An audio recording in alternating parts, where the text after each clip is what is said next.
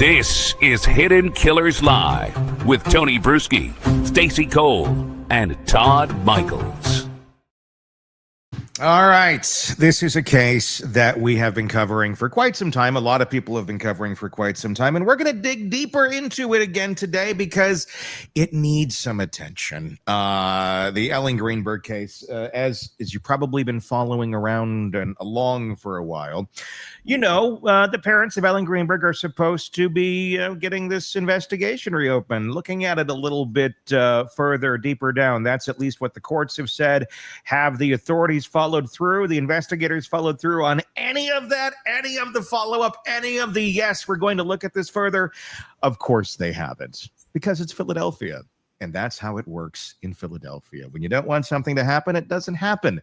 So for those of you new to this case, welcome. This is going to blow your mind. And I want to say first, before we jump into it, we're going to hear a lot of things. We're going to hear a 911 call from her ex-fiance. We're going to hear a lot of evidence that doesn't look all that positive for her ex-fiance. But I need to say her ex-fiance has never been charged with anything. He's living his life. This was many, many years ago. He's a TV producer, has a family. Again, never been charged with any sort of crime. So in no way, shape, or form, through any of the evidence that we're presenting today, are we suggesting that he in any way is the murderer of Ellen Greenberg. We're going to let you guys make that decision. We're going to let you take the evidence and in your mind go, this seems completely implausible. Nothing to see here. What are you guys talking about? That's crazy. Or this is weird. But I just want to make that very clear off the bat. Samuel Goldberg never charged with anything, nor are we saying that he has done anything. Everything here is alleged. There's your disclaimer at the front. But we're going to talk about the facts of this case, whether anyone likes it or not, because this case needs to be examined. So to begin, this story starts where snow is coming down in Philadelphia. The kind that cancels school and buys you a rare quiet afternoon, a nor'easter to be exact, meaning it's not just a little couple flurries. This is a big snowstorm, one of the biggest that they had in quite some time. And Ellen Greenberg, who is an elementary teacher, does what any 27-year-old teacher might do on a surprise snow day. She heads home, sends a couple texts about relaxing, starts a snack on the counter. Nothing about the day feels strange or shows a woman spiraling. No note, no digital breadcrumbs pointing to a plan, just life mid-stride. Okay? And then everything breaks. Her fiance, Sam Goldberg, says he leaves for the gym around 4:45 p.m. and comes back an hour later to a swing bar latch set from the inside. And we'll take a look at that evidence in just a little bit. And instead of calling 911 when he can't get into the apartment, because he's there, this is his story, is that he gets there, and I'm paraphrasing this, tries to open the door. It's latched from the inside. He can't get in. So he starts sending a flurry of texts at 4:45 when he can't get in to Ellen. Hello, open the door. And you better have an excuse. You better have an excuse. For yeah, what? She's dead. For what? Minutes tick by. Irritation reads louder than panic. And when the door is finally forced open, Ellen is found on the kitchen floor, seated, a 10-inch knife buried to the hilt of her chest, and a white towel in her hand. Blood on her shirt, 20 stab wounds, 10 to the back of her neck and head, 11 unexplained bruises in various stages of healing. No hesitation marks at all. So let that sink in. Let's just pause there for a second, everyone, because I know, Todd, this might be the first time you're absorbing this story. I know, Stacey, we've talked about it a little bit here and there. What's your reaction when you hear someone stabbed 20-some times? Do you go to homicide or suicide? What's the natural reaction? I don't mean to laugh. I don't mean to laugh. So forgive me. I know that sounds really crass, but it's laughable to think that this woman killed herself. Yes. Because let's just give her 5 stab wounds. You know, she's depressed. She is feeling like I can't go on anymore. Mm-hmm. Let's just grant her 5 that she could get through. Sure. in the chest and the neck and the head. So how do you account for the other 15? How do you account for one? But I told you, let's give her a little grace. Let's give her 5, None of this story makes sense. There is no way in my brain that no, that's not what this was. Number one, it's not what it was. It's a physical impossibility. Yeah. Because what they're asking you to believe is that the woman came back from the dead and stabbed herself, because some of the stab wounds were post-mortem. Well, right. Because there's maybe that. she just turned into a zombie after all of this and Yes. said, I've got more to do. This might be the first example of a zombie coming back to life, if in fact this is in fact, it would have to be. We have a real zombie here if we're to believe the official report from the Philadelphia police and the medical examiner, is that Ellen Greenberg is the first documented zombie to come back from the dead and continue to stab herself in places that she couldn't, because she would have been completely disabled by the severing of her spine. You think? In the areas where the knife impeded her flesh into her body, into her spinal column, it would have made movement damn near impossible. Correct. And here's another fun fact. People don't tend to stab themselves. That's what I was going to say. That's if you're going to off yourself, stabbing would not be the one that most people would choose. No. Guns maybe you slit your wrists or something like that. Sorry to say that out loud, but stabbing yourself? Yeah. Come on. No, I mean, it's just facts. It is what it is. And female stabbing themselves, add that to the mix. I was going to add the female component, because I think if it tends to be that men are a little bit more violent in this type of situation. Well, it's not even the violence. It's the vanity of it. True.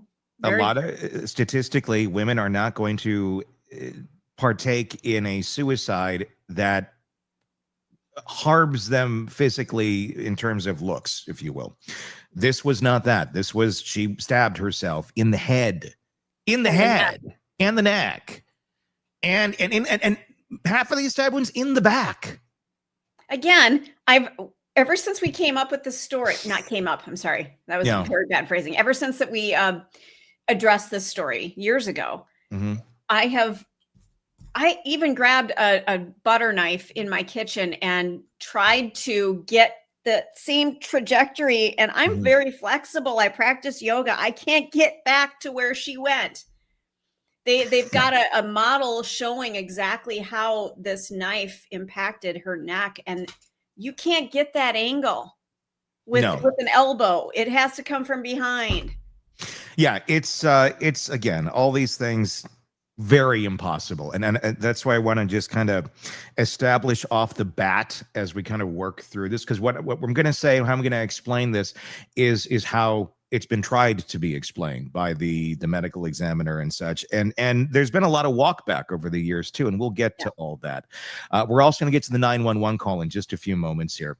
By the next morning, the medical examiner called the injuries what they suggest: a homicide. So the medical examiner comes and says, it's a homicide. I mean, a 5-year-old could have told you it was a homicide. Right. That should have really frozen the scene in time. I mean, this was a crime scene that he walked into. Was it ever handled like a crime scene when someone is stabbed 20 times? Not at all. Not at all. It should have been locked down, lit up with forensic lights, canvas, neighbors, fingerprints on everything. Instead, the narrative veers very, very fast. Police start talking suicide. The apartment is not treated like a murder scene. Cleanup is authorized. Yeah, professional cleanup crews are allowed to come in right away. The fiance and his uncle, who's a high-powered legal individual in Philadelphia, they managed to get a cleanup crew in there, and the high-power individual takes all the digital stuff, all the computers, all that gone. because he wants to make sure it's safe for her. He does return it. They do request it back. But chain of custody, you can't do that sort of thing. And he knows better than that. A lot of weird inconsistencies here.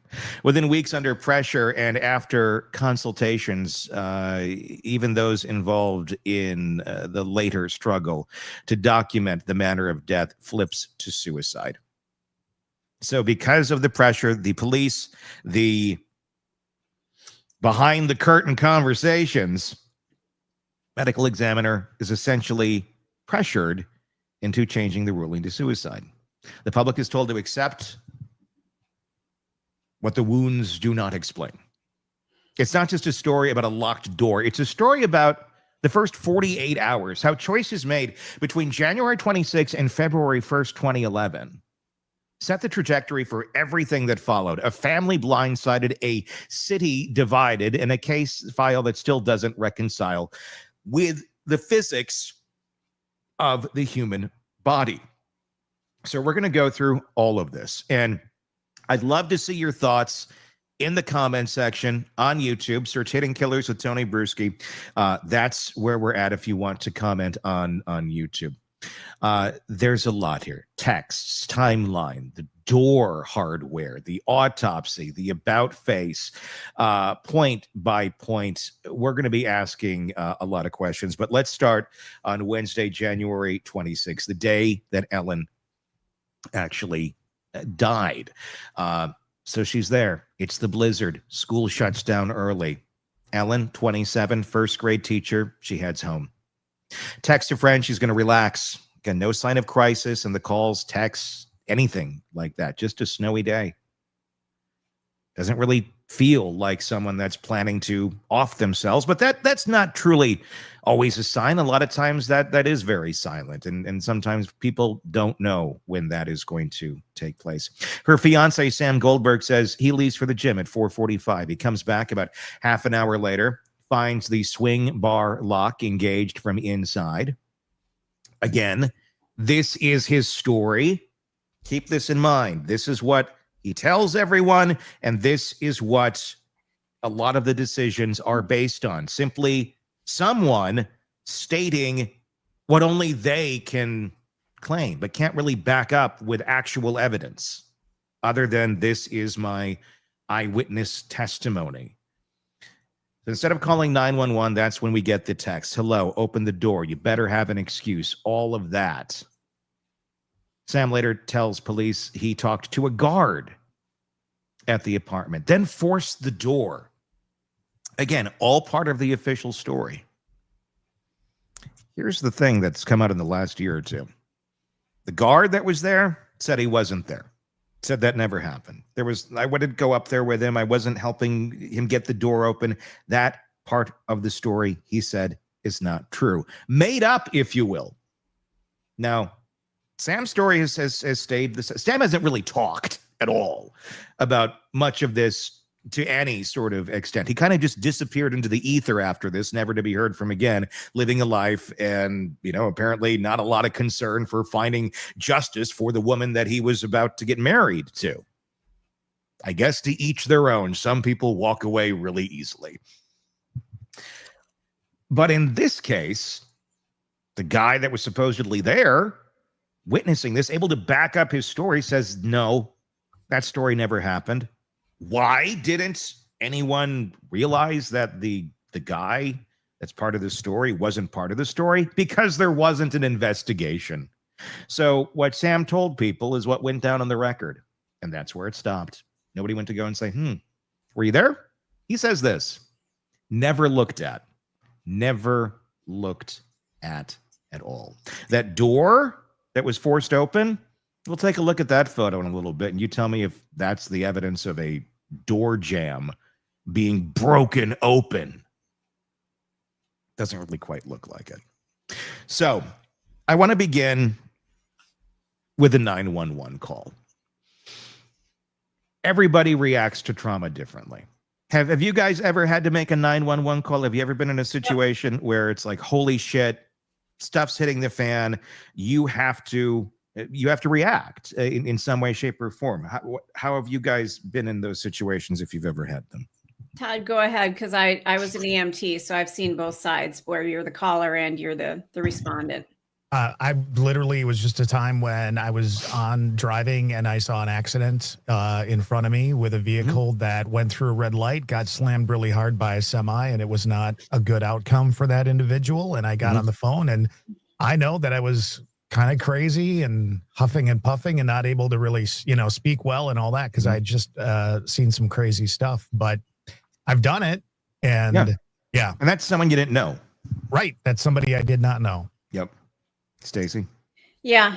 As an EMT, we had seen lots and lots of families who have called 911, and you get there about 5 minutes later and they are frantic. They are beside themselves. They can't focus. They can't think. Their train of thought is just scattered, absolutely scattered. They don't have a train of thought that makes sense. Yeah. Well, here's the 911 call. This is Sam calling when he gets into the apartment. And I don't know how long he was in there for, because some of the things he says don't seem to really line up later, but we'll get to that. Just take a listen. Take a listen. This is the fiance discovering his fiance with 20 stab wounds, but doesn't really realize she stabbed at first. Take a listen. Help! I need a emergency now. I just walked to my apartment. My fiance's on the floor with blood everywhere. What is the address? 4601 Flat Rock Road. Please come help now. 4601 Flat Rock Road. Is this a house or apartment? Oh no! Oh no! It's an apartment. Please hurry, please. Where is she bleeding from? I don't know. I can't tell. No, sir, you have to calm yourself down in order to get you some help. I'm sorry. I don't know. I'm looking at her right now. I can't see anything. There's nothing broken. She's bleeding. Ellie! You don't know where she's bleeding from? Can't see where the blood's coming from? I think her head. I think she hit her head, I think. But it's everywhere. Okay, sir, it's everywhere. She might have fallen. Do you know what happened? She may have slipped. There's blood on the table. Her face is a little purple. Okay, hold on for rescue for her. Stay on the phone. Pause for a second. I went downstairs to go work out. I came back up. The door was latched. My fiance's inside. She wasn't answering. So after about a half hour, I decided to break it down. I see her now just on the floor. Let's pause for a second here. Okay, is she breathing? Look at her chest. I need you to calm down, and I need you to look at her chest. It's really. I really don't think she is. Pause. Listen to me. Someone's on the way. Look at her chest. Is she flat on her back? She's on her back. So I bring her. Look at her chest and tell me if it's going up and down, up and down. I don't see her moving. Okay. Do you know how to do CPR? I don't. Okay, I can tell you. There you go. Could you hear me, Todd? He can't hear you. I can hear you now. Go ahead. Okay. I wanted to pause for a little bit here in this. Reaction so far. It feels like there's been a story that's been rehearsed. Oh, yes. Yep. Completely. Because I'm picturing what he's saying in my mind, and I'm feeling myself elevating with stress. Right, right. If I saw somebody that I loved laying on the floor, I would be screaming, I would be bawling, I would be hysterical. I wouldn't be telling you that I went down to the gym and that the door was locked. And what did I say about the train of thought? I've walked into homes where somebody has collapsed and they're on the floor and somebody is doing CPR. And as the paramedics arrive, nothing makes sense. You can't put together a thought. All they're doing is, I came in there on the floor. Oh my God, oh my God, oh my God. What's going on? Can you save them? Help. I mean, just this frantic, well, here's what I did today before I came in and saw them lying on the floor and I might lose my spouse or fiance for the rest of my life. No, it's, oh my God, do something. Mm-hmm. You're not setting up your alibi. Differently. Right. Yeah. You never heard about the alibi. I mean, it was just, I came in and they were on the floor. They give you like 30 seconds, a 30-second scenario of what happened. Mm-hmm. So when you're trying to say to them, well, what led up to this? Do you know what they were doing? No, they can't think. They can't give you those details because their brain isn't working that way right now. Everybody reacts to trauma differently. Correct. I'm playing the devil's advocate here, but obviously, and again, Sam never charged with anything, and we're not saying he had anything to do with this. Being very clear about that. Just feels different. It just feels a little different. Feels a little strange, a little odd that this is the reaction. I also when people are in panic mode, when your brain is in that state, and you're like he was at the beginning, which felt a little, I don't know, rehearsed. It did to me. That's my conjecture on it. Maybe it wasn't. Maybe it was. That's just how he reacts to things. To then flip to, I don't know. Maybe she hit her head. It was a very quick up and down. But again, everyone reacts to trauma differently. Let's keep listening. Don't forget, she's got a knife firmly planted in her chest at this moment too. And there's that. Let's continue on. What to do, okay, until they get there. I want you to keep her fed. Oh, God. Hello? Yeah, hi, okay. Are you willing to do CPR with me over the phone until they get there? I have to, right? Okay, so get her flat on her back, bare her chest, okay? You want to rip her shirt off, okay? I have to, Kneel down right? by her side. Oh, my God. Ellie, please. Listen, you can't freak out, sir, because you Okay, I'm trying not to. Her shirt won't come off. It's a zipper. Oh, my God. She stabbed herself. Where? She fell with a knife. Oh, no. Her knife's sticking out. Her what? There's a knife sticking out of her heart. She fell on a knife? I guess so. I don't know where she fell on it. I don't know. Okay, well, don't touch it. Okay, so I just let her down. Here now. I mean, what do I do? No, I mean, you can't. If the knife is in her chest, it's going to be kind of hard for you to do CPR at this time. Oh, no. Oh, my goodness. Okay. Police with operator. 277. Let's Is pause. someone coming here? Yes, they are. You said 46. I don't know what to do with this information. This is where I check out. I have to, don't I? I'm going to tell you how to do CPR. Well, I guess I have to, don't I? That's more than a questionable response when the 911 operator says, let me help you do CPR and your dying fiance over here. I have to, don't I? I guess I have to, don't I? You don't have any clean clothes for tomorrow. You have to do laundry. I guess I have to, don't I? That's the kind of response Yes. that gets. McDonald's is closed. Looks like you got to go to the Burger King drive-thru. I guess I have to, don't I? Everything's going to taste flame grilled, including the soda. She fell on a knife.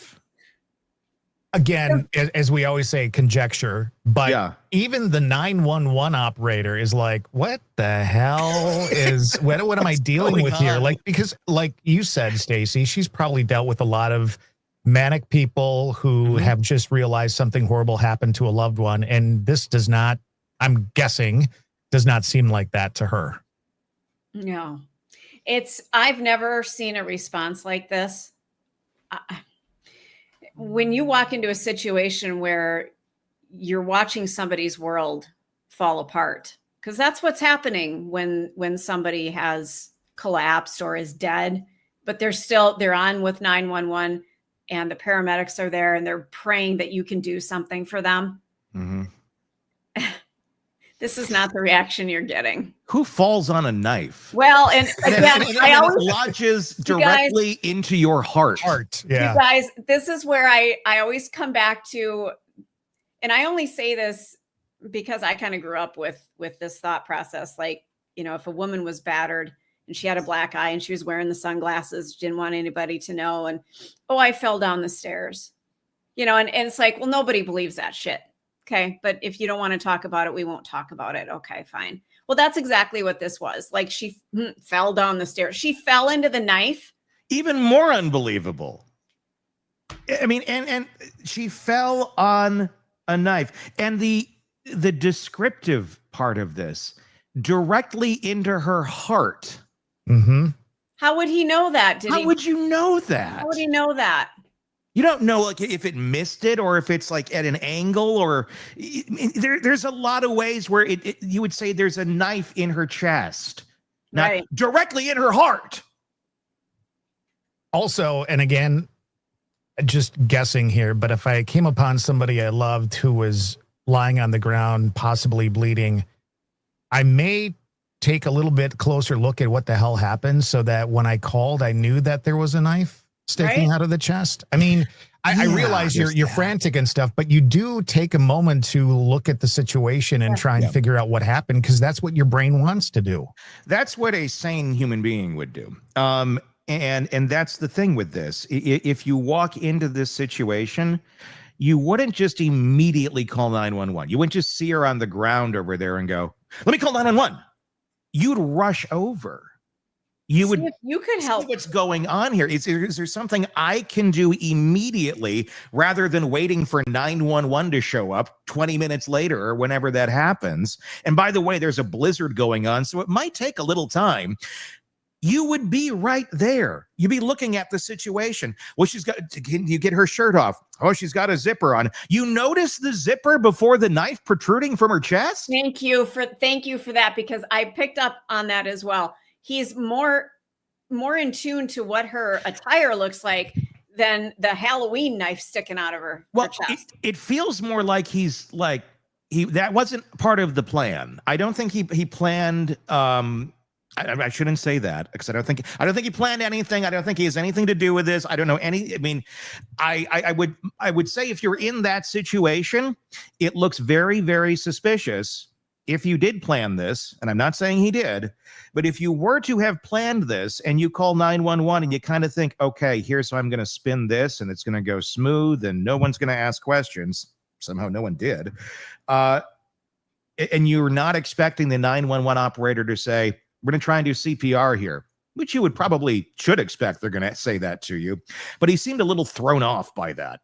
Like, I suppose I have to, don't I? Well, yes.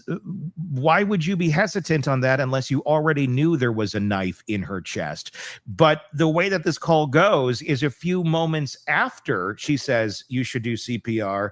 I have to, don't I? Oh my God, there's a knife in her chest. The order to the reaction doesn't make any sense.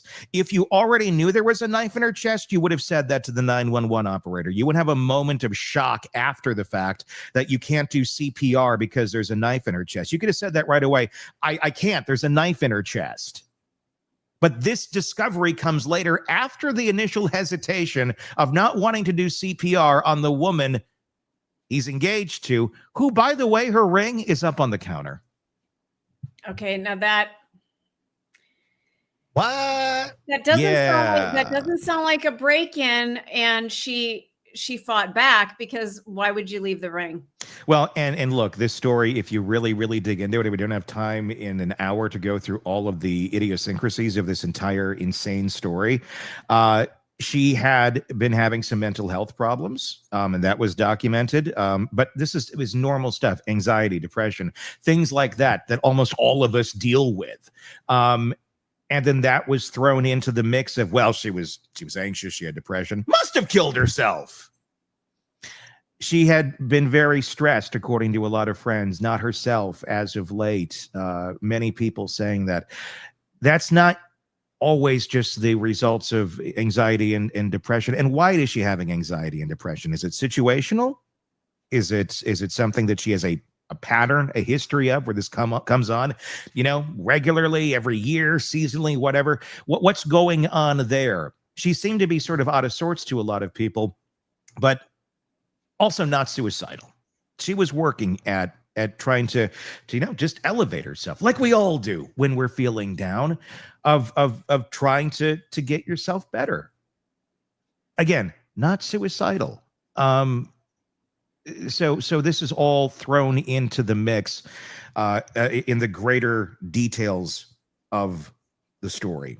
Let's continue on with the 911 call. 01 Flat Rock, right? Yes. Okay, someone's on the way. And the knife is still inside? Wait, so what? The knife is still inside of her? Yes, I didn't take it out.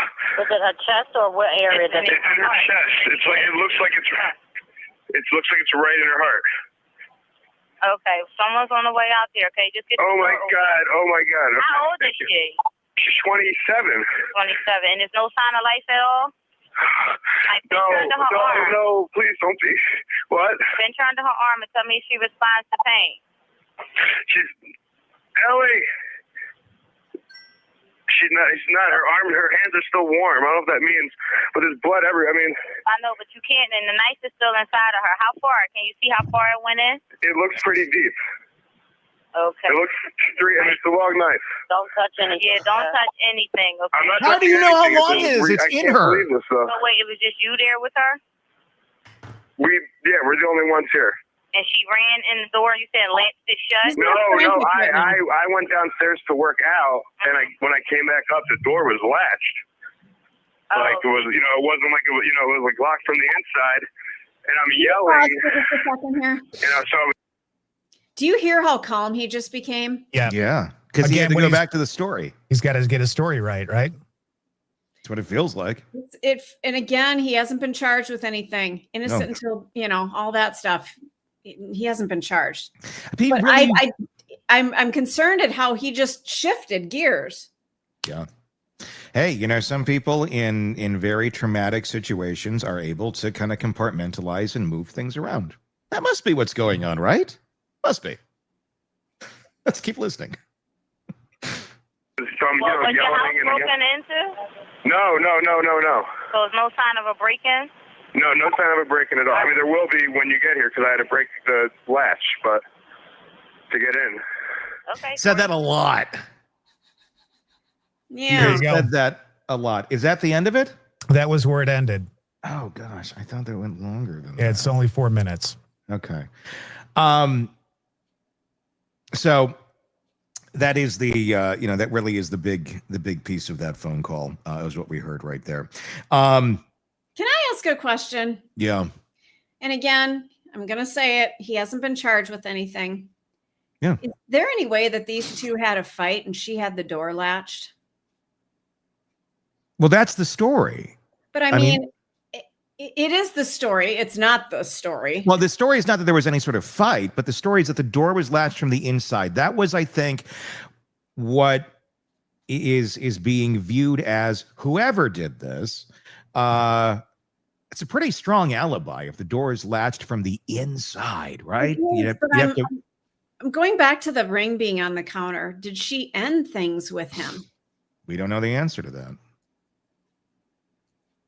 Why do you take your ring off? I mean, maybe to do dishes. Some people do. Yeah. I never did. There could be plausible explanations. Just because, I or you don't do something this way doesn't mean other people don't. And it doesn't mean it's wrong or suspicious. It's just a different way of doing things. So you have all these little circumstantial pieces that could point to very innocent, normal things. Oh, by the way, there was 2 knives used in the stabbing.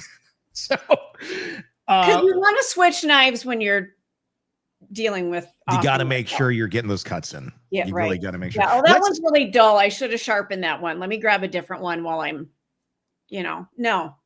So the door obviously is a big piece of this case that he got there. He broke that door down. Now, if anyone has ever lived in an apartment or in your house or been in a hotel, you know what those latches are like, the little latches that swing over. And if you were to be able to get into the room, one of those pieces is coming off the wall. It's either going to be the piece that's affixed to the frame, or it's going to be the piece that's attached to the door. You're not going to be able to break that door open and have one of those pieces really still remain. If you're doing what you said, that you kicked that door open, you broke that door open in some way, shape, or form, there's going to be a lot of damage. There's probably a big chunk of wood out, and that piece is going to be on the ground or ripped down. Here's what the door actually looked like. There's your broken, damaged door. And if you look really, really closely on the door itself, the nails are kind of pulled a little bit out of the door end of things, which again, I find to be a little bit odd, because I don't know. I've never tested this. It's just my own observation to be completely off, but I would almost think that maybe it would be the other piece that would be more ripped off of the door than the piece that's on the door itself. That's what I was thinking too. Yeah. Neither piece are ripped off. It looks like it's just kind of like pushed a little bit, and it kind of ripped a little bit of the door itself, the whatever the fiber board of the door is made out, but it is still very much affixed. You wouldn't have been able to open that door from the outside. I don't see any way, shape, or form how you would have opened that door from the outside if it was still affixed in the way that it is right now. Seems pretty impossible.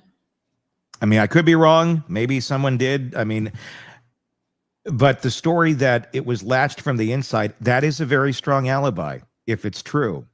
Again, the only person we're relying on this information for, and the only thing investigators are basing their reason not to investigate this as a murder on, is the account from the fiance. Have you ever heard of any other murder case? Oh, this is not a murder case. This is a suicide case. Have you ever heard of any case, ever, where the significant other's alibi has a lot of holes in it and is just completely believed to be fact, no matter what? And they're able to go in and take evidence out. They're able to basically just flush the investigation down the toilet right away. I'm sure there's cases like this where this has happened, but none that have obviously ever made it to court or been prosecuted because they get stopped in their tracks. This is what we're witnessing, is a case that was stopped directly in its tracks. But thanks to Ellen's parents, who are tirelessly saying this is insane, we're seeing all the details of this. And that's where the investigation has gone back and forth so many times over the years of, well, the lack of investigation, really, just a fight to investigate. That's all they're asking for. They're just saying, let's take a look at this, please, because this doesn't add up. This doesn't make any sense. And it doesn't. No. Just from the 911 call and how odd that really was. Yeah. You would think some sort of investigation would take place because it was just not normal. The fact that there's two knives, the fact that this was stabbing, the fact that, the door seems a little off for breaking in again, just looking at it and, being able to do a few things around my own home, I would not guess that somebody tried to break that door in and actually got in. It still looks like it would have held enough that he could not get that door open. Correct. Even the medical examiner, all these years later, has come back and said, yeah, I think I was wrong. Thanks for that. Now, they're not licensed in the state anymore. The fact that they're saying it aloud really does absolutely nothing other than it puts another person from back in the day when this happened all those years ago saying, yeah, I was wrong. But it doesn't change anything. It doesn't go back and change the report. That has to be done in a very different path. And that's what her parents have been trying to do. I've had the parents on this show before. I've had their private investigator on this show before. And the parents aren't even out there saying Sam did it. They're not arguing that. They're not out there pointing fingers. They're just saying, can we please look at this? Because this doesn't make any sense. And at every turn and pass, it's denied, it's blocked. It's always something that comes in the way of anything ever taking place in terms of any sort of investigation into this case. It's an absolute travesty that the police work wasn't done. I mean, what about fingerprinting, dusting for fingerprints? Oh, would you like to talk about that? So yeah, you would think someone has a knife protruding from their chest. Maybe you want to make sure it's them that did it. Should we take a look at the knife? Should we take a look at whose fingerprints are actually on the damn thing? They did not even fingerprint the knife. Either of them. They didn't fingerprint the scene. So when it's been argued that, there hasn't been any evidence to point at this person or that person. There's no evidence because the evidence was never gathered. And at this point, quite honestly, I don't know that you were ever going to have enough evidence to go back and convict anyone of any of this. Do either of you know? It's possible you don't. If suicide is suspected, do they not do any investigating at all? Is it just a done deal, or do they kind of look at some stuff just to make sure things are right? They typically rule things out to make sure that it was a suicide. Mm-hmm. The problem is here, they ruled everything out so quick that they never continued with any sort of investigation. Typically, you would investigate until someone says stop, which they did. I mean, that's literally what happened. It's just someone said stop way before anyone should have actually said stop. Yeah. I mean, in the fourth, go ahead. There should be a checklist of things that you do when somebody has died. And I feel like they just checked everything off and went, oh, we didn't do it. Again, the fingerprinting, I think, would have been a really important thing to do. This happened in 2011. So, there weren't Ring cameras. There weren't things like that. So you don't have surveillance to look into. You don't have. No, you had surveillance to look into. Well, you didn't have a Ring camera in this case, but there was a building camera. But there weren't cameras inside their apartment. I mean, I've got two cameras running in my apartment right now. But there wasn't, I don't think there was Amazon Alexa that you could go back and hear what happened. Because no, none of that existed. So, there are things that they couldn't have done back then, but they didn't even do the bare minimum here. And that's the big problem. I mean, this is a self-reported timeline with so many holes in it. I mean, it just blows your mind. It blows your mind that this is even a conversation anyone is having with the evidence that exists for at least looking at this. I mean, the whole premise that this was a suicide is based on Sam's self-reported story. The physical evidence of her death, of the crime, which is not considered a crime, contradicts the whole damn thing. I mean, the lock doesn't prove what he claimed at all. The wound pattern screams homicide. I mean, it physically, it doesn't scream it, it proves it. That's what I'm sick of the verbiage in stories like this where, well, it points, it doesn't point, it proves it. It's not an if. If someone's spine is severed, it's severed. It's not a if it was, it is. The knife went through an area that would have rendered her immobile. It's like being kind of pregnant. Either you are or you're not. Yeah. There's no ifs, ands, or buts here in so much of this. The medical examiner, they called it right initially a homicide, but then somehow it was flipped around. So what the hell happened, and why the hell has no one looked into this deeper? And I don't know. Obviously, like we said, he's never been charged with anything. I'm not saying he did it. But why was this not looked at any deeper? We just got a question. This is a good question. I'm not sure if we know the answer. Didn't Sam call his uncle an attorney before he called 911? Mm-hmm. Yeah, there's all that too. I'm trying to because I've covered this case for so long, and there's so many little pieces here and there, and I tried to have them all ready when we went on today. But yeah, there's that too. So before 911 was called, when he couldn't get into the apartment, calls the attorney. The attorney uncle. What should I do? How should I handle this? We don't know what was said in those phone calls. But that seems rather odd. I think you might be calling 911 first if you can't get in there and you're concerned that your fiance might be suicidal. But no, remember, you better have a good excuse. A good excuse for what? For locking your ass out? Maybe there's a reason. Oh, but wait. I don't think she locked him out. I don't think that was part of ever the damn story. I think it's part of the narrative. Is it part of what really took place? Probably not, in my opinion. I don't know the layout of this complex or anything like that, but pushing on that door once or twice or banging on it to get in is not going to move that latch enough to get in. So there had to have been some commotion that someone around them may have been aware of if that really happened? I don't know. There's a lot of Wouldn't you powerful think? people involved in this case. Yeah.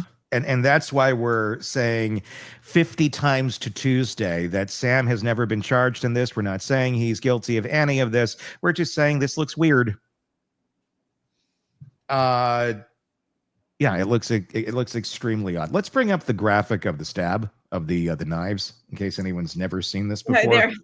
This is where I check out. I'm like, are you fucking kidding me? This is what the suicide looks like of Ellen Greenberg. Is that a suicide? No. When I saw this for the first time when you sent it this morning, Yeah. I could not believe it. It's insane. For anybody in the medical profession to sign off on this, that's all I'm going to say. Yeah. There's no words. There's no word. How could you stake your reputation? How could you put your reputation on the line and go, oh yeah, that was definitely a suicide? Well, if you leave the district, the jurisdiction, and continue on elsewhere with your career, I guess, you don't have to worry about it after a while. But this is the case. I'm not a medical professional. I mean, I'm a veterinary technician, but yeah. That's pretty sketchy. So I'm just going to say, okay. Yeah. And the AG was recently confronted. What's his name? He's the governor of Pennsylvania now. Todd, look that up for me real quick, if you would. I just can't think of his name. He was the AG at the time. And there was a lot of looking in his direction of Shapiro? Josh Shapiro. There was a lot of looking in his direction of why did you sign off on it this way? Like, why did you not investigate this further?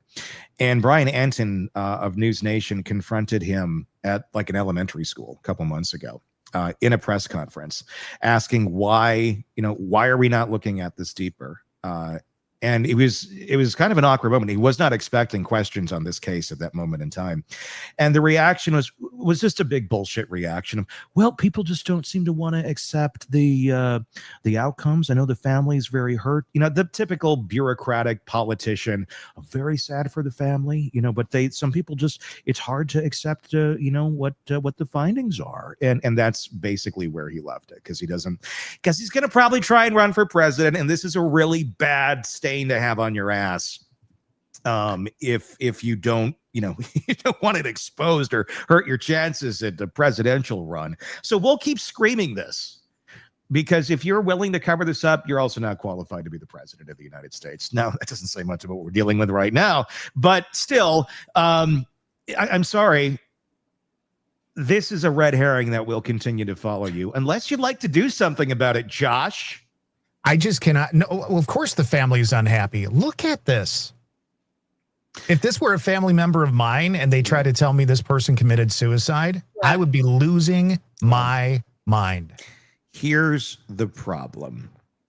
Joshy allegedly has connections with the Goldbergs. Allegedly. Allegedly. Interesting. I would think if you are heavily connected to a family that has a tragedy like this happen, you would make sure that things were thoroughly investigated. You would, unless you don't want someone from that family going down for murder. Allegedly. Just saying. Yeah. In the odd possibility that evidence pointed in a direction like that. And if that's not the case, that's not the case. But there was only two people around. There was no signs of break-in from the outside. There was no footprints in the snow, like from an outside window or anything like that in an emergency escape. There was nothing. This happened inside. Was everybody in the building questioned? Yeah.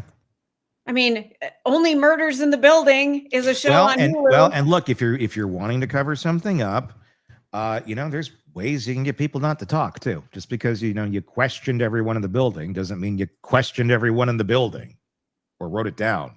if you questioned everyone in the building to what they said. That's why all these years later, Brian tracked down Enton, the guard, and he's the one just a couple of months ago who got the testimonial from him saying it never happened. I was not there when he tried to break down that door. That is not the real story. You're getting this again from reporters. You're not getting it from investigators. It's taking reporters, it's taking the family to do the job of law enforcement that refused to do their job in the first place. That's why we exist. Somebody's like, oh, those are reporters. Well, guess what? If not, you're just going to have to go along with toe the line of the bullshit that the Philadelphia PD wants to spew out there. And if you like to believe that that's a suicide, then be my guest. Go ahead, believe the bullshit. But I think your common sense can tell you it's something else, allegedly. I don't know what Sam had to do with it. I think it'd be lovely if you were to say something. Maybe. I don't know. Or for this just to be looked at a little bit deeper. It's got to be a weird thing knowing that there's all this information about this case out there and to share a bed with a person that, I don't know, seems to have a lot of questions around them.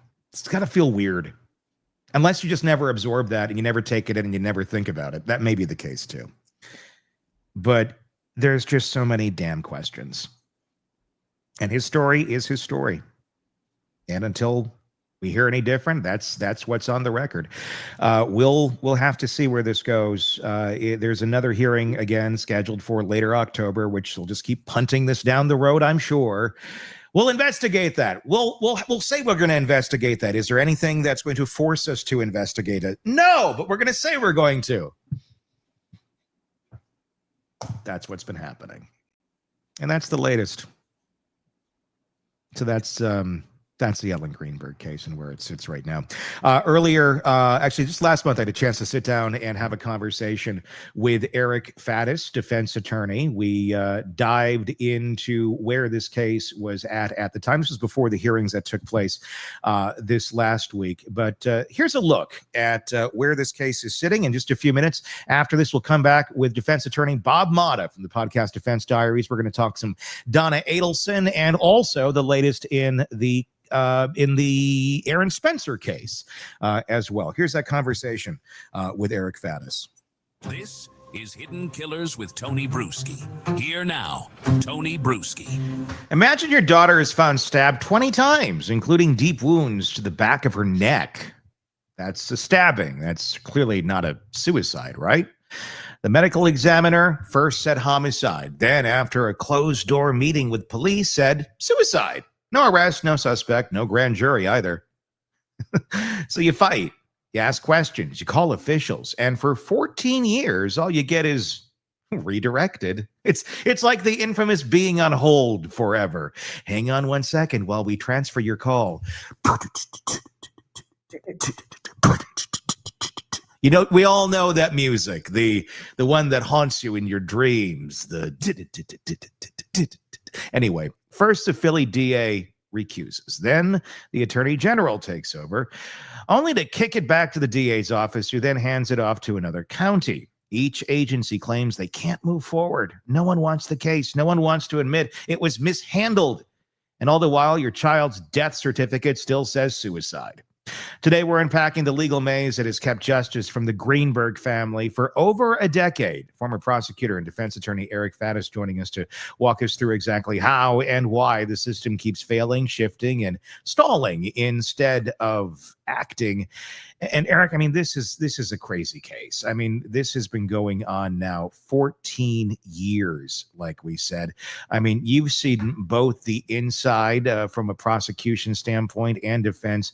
When a case like this gets handed off over and over and over again, what does that tell you as a legal insider on what the hell is going on here?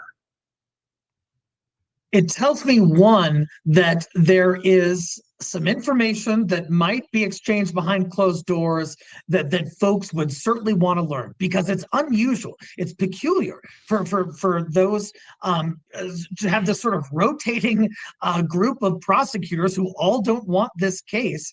And on top of that, you want to think, if you're a parent and God forbid something like this happens, the coroner is going to be impartial and they're not going to be influenced by one side or the other. They're going to do their job objectively. And there's a strong concern that didn't happen here. There's a lot of concern of what didn't happen here in this case. DA Larry Krasner recused himself early on. That handed the case to the Attorney General's office, but it sat there, and then years later it got passed back. Is there any legal justification for that? Or, I mean, how can something like this just simmer in limbo forever? There's never been a suspect named. Clearly there should have been, but we won't say that person's name on the air. But it never has happened. And despite evidence that exists to it, it just keeps going from place to place, with a lot of people being very well connected. And it's all in the ether now. This is not some hidden behind closed door thing. It's out there. And it's just still like, yep, this is how we do things. Yeah, it's very concerning, and my understanding is the family even petitioned the court to reopen the investigation because there was no movement, because nothing was happening with their deceased daughter who died 14 years ago under very suspicious circumstances. The family was trying to get a new investigation into the death, and they seemed to get some traction in the courts. And then, like you said, lo and behold, here we are at a snail's pace 14 years later, and we have really nothing to show for it on the investigative side and on the prosecution side. So a lot of eyebrows raised, a lot of folks are saying, what the heck is going on back there? Why is this thing tossed around from attorney to attorney, and no one will take accountability? No one will sort of move the ball at all. And that's just the weird thing. I mean, Westchester County declined prosecution based on insufficient evidence. The criminal side effectively just flatlined. But with the original medical examiner just last year reversing the ruling from 2025. Now, it was a verbal reversal. It didn't officially change the actual ruling itself, but they said, yeah, that shouldn't have been that. Should that reopen the door alone? I mean, everybody saw that and went, okay, look, see, even the medical examiner is finally saying this should be a suicide. If you're an investigator, you would be, oh, well, maybe we should look at this sooner. Or maybe they should have always known that all along and just didn't want to have that be the reason of why they have to do their job. But I feel like this is far more than just any sort of laziness. This is systematic. This is targeted. There's a reason that certain holes are not being dug, and whatever is beneath that hole continues to burrow further. You know, if a person was looking for a nefarious intent on the investigative side, they could surely impute one reasonably based on how this thing has gone.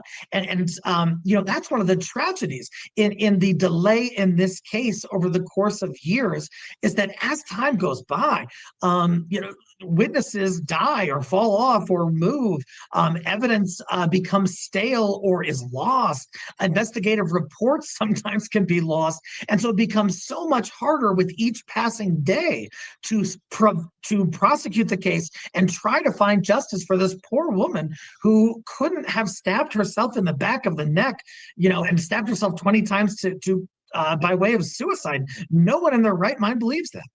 I mean, and is that the problem? I mean, is that the problem, and was that the plan all along here when we look at this with 14 years of hindsight of perspective? Was this, let's get this off the rails. Let's get this to a place where, yeah, you know, evidence comes and goes, or things aren't maintained or kept that could be used, and people forget things, and 14 years changes memories and minds. And if you can go just long enough, the person who we're covering for can get away with it. That kind of feels like this is, I guess the question is, why are we covering for someone? I mean, or why is government allegedly covering for someone? We know that there's a fairly high-powered family where possibly the suspect comes from. and very, very well connected. And maybe that's the answer right there. It's more so a favor, not necessarily, well, we really like that dude. He seems like a really nice guy or gal or whoever it might possibly be. But is this more so like a favor for the family, if you will, if we're speaking all in alleged, we're completely speculating here type terms. Yeah, I mean, if that were the case, it would make sense to kind of try to sweep things under the rug, say, oh, this was a horrible thing, and now we're going to move on, and let's not talk about it too much, and hope that dirt under that rug is not uncovered in some sense. Certainly, there are concerns of corruption. There are concerns of dereliction of duty on behalf of the government officials, and questions about the ties that those folks could have to other persons of interest within the case. And I think when someone looks at the initial finding of 20 stab wounds, including to the back of the neck, and the government saying this is suicide, the alarm bells go off, and they're like, wait a sec, people want to know more. And so that's why there has been a renewed interest in this case, even after more than a decade. But is it too little, too late? It might be. I mean, that's the question. I mean, dereliction of duty, sure, but that's not necessarily breaking the law.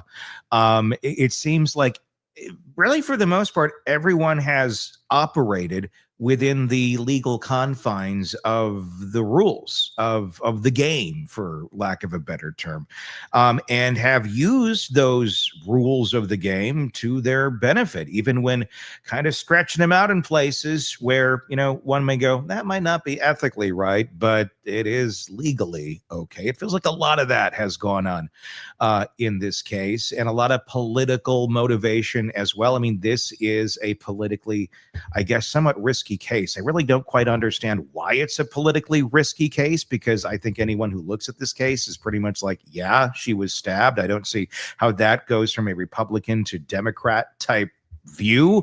Anyone I've ever seen it, I don't know that there's any crowd that has ever looked at this case that said, yeah, it was suicide. I'm pro-suicide on this one. It just doesn't, they're not out there.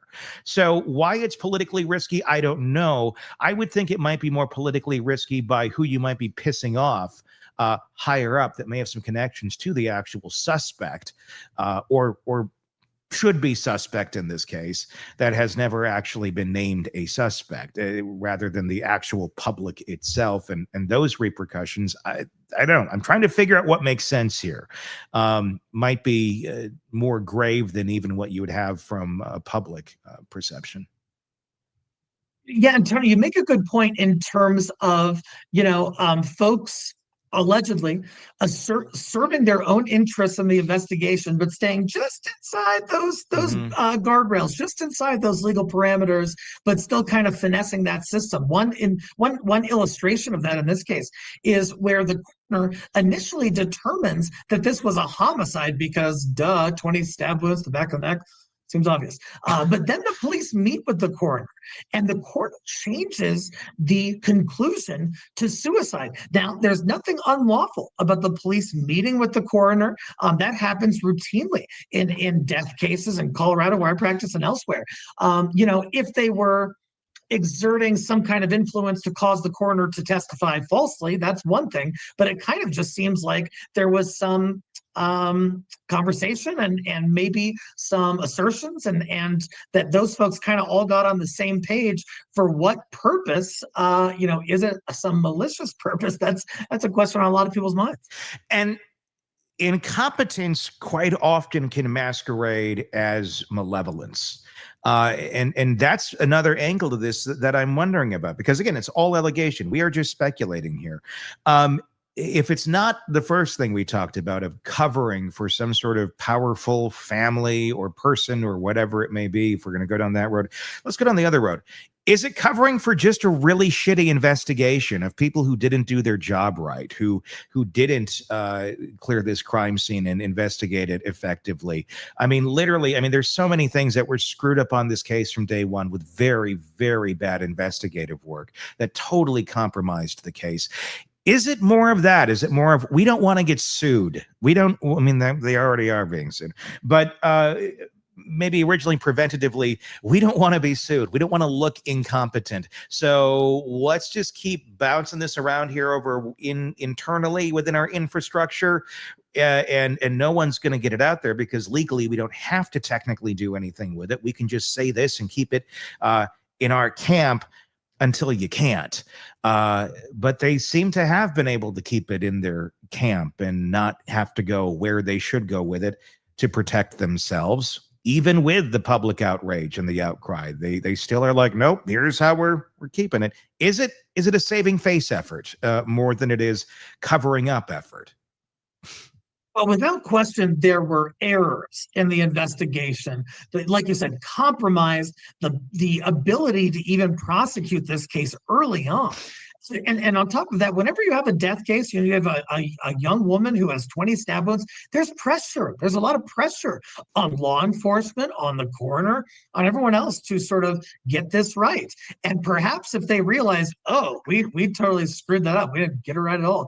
And now we sort of, what's a good way to get that heat off of us? Well, let's ride the horse that this was a suicide, and that sort of absolves the prosecutorial arms of their duties and obligations when it comes to pursuing potential homicides, because it wasn't a homicide. And so if they wanted to cover up their own incompetence, this would be a way to do it.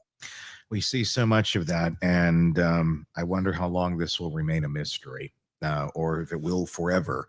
Her parents continue to fight the system. They continue to fight for justice for her, and we'll keep covering it. And I'm not going to play it right here, but if anybody is curious or just discovering this case and want to know a little bit more, go listen to the 911 call. Just take a little listen and tell me what you think in the comment section of this video. Eric Faddis, defense attorney, former prosecutor. As always, thank you for coming on and giving us your insight.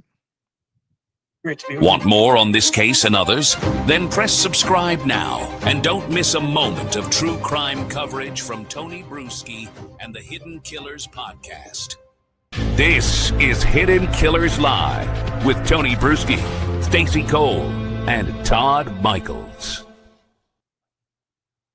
All right, switching gears now over to Donna Adelson. Of course, we've been watching this case like crazy and digging into all of the nooks and crannies of where this case has been and where it is going. Defense attorney Bob Motta, host of the podcast Defense Diaries, joining us. You've been watching it. I know you've been running it live over on Defense Diaries. Let's just get to it. What was it like the moment they said, Donna, you're guilty, and the Bob, I want to see you do an impression of that. Like, give me your best Donna. Give me your best Donna. You were found guilty, Donna. It was something like that was great. Along the lines of that. For me, as you said, we watched the entire trial. It was expected. I mean, of course. They put forth a very strong circumstantial case. There was no way that Donna was going to be able to take the stand and be able to explain away the consciousness of guilt stuff that happened after the fact. And, I just was of the mindset going into that trial, because you always kind of look at it from an attorney's perspective. You say, okay, if this was my client, and the lawyers for the defendants know what, they're not being surprised. They know what the evidence is going to be leading into trial. So that's when you sit down with your client and you say, look, all right, they've already gotten Charlie on this. That's going to come in at this trial.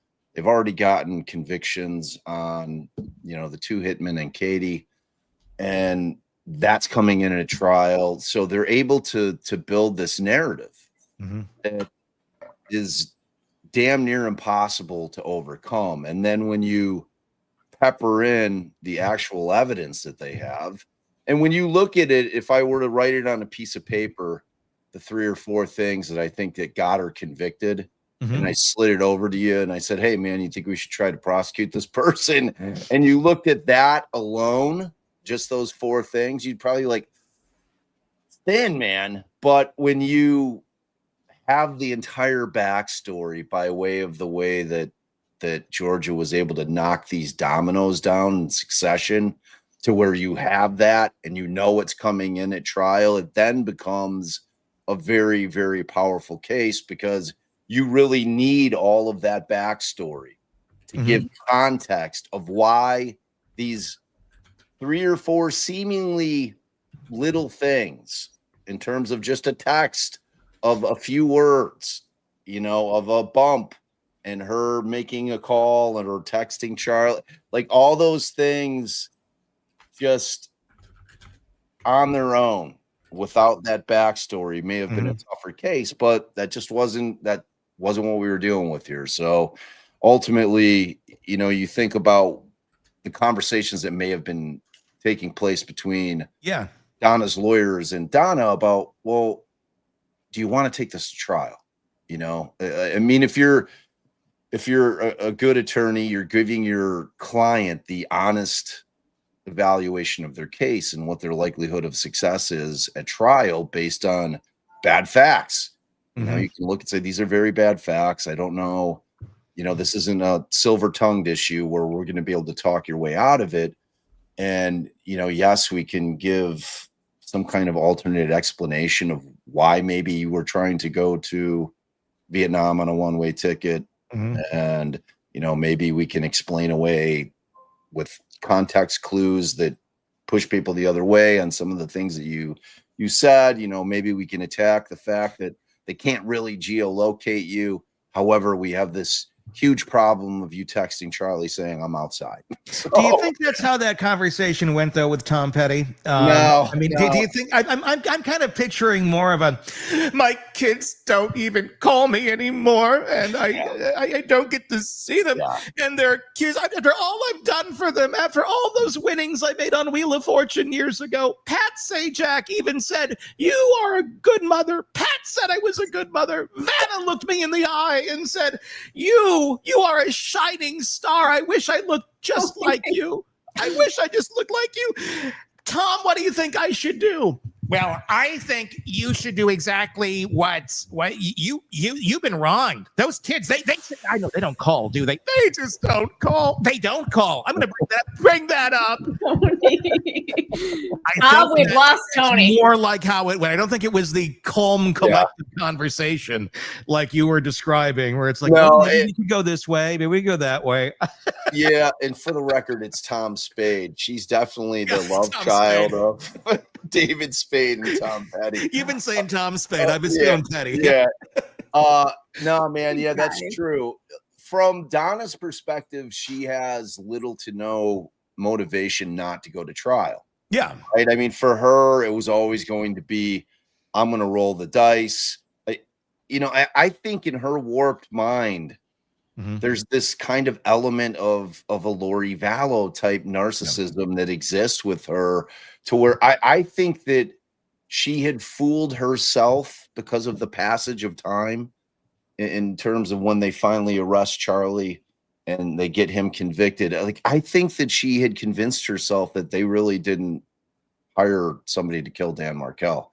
Like, I honestly do. I think that whatever Charlie was working out with Katie and getting the hitmen secured, that Donna was basically absolving herself of any of that in her mind by, supplying the money. And I didn't make any of these plans. Like whatever Charlie was doing, and he said he needed some money.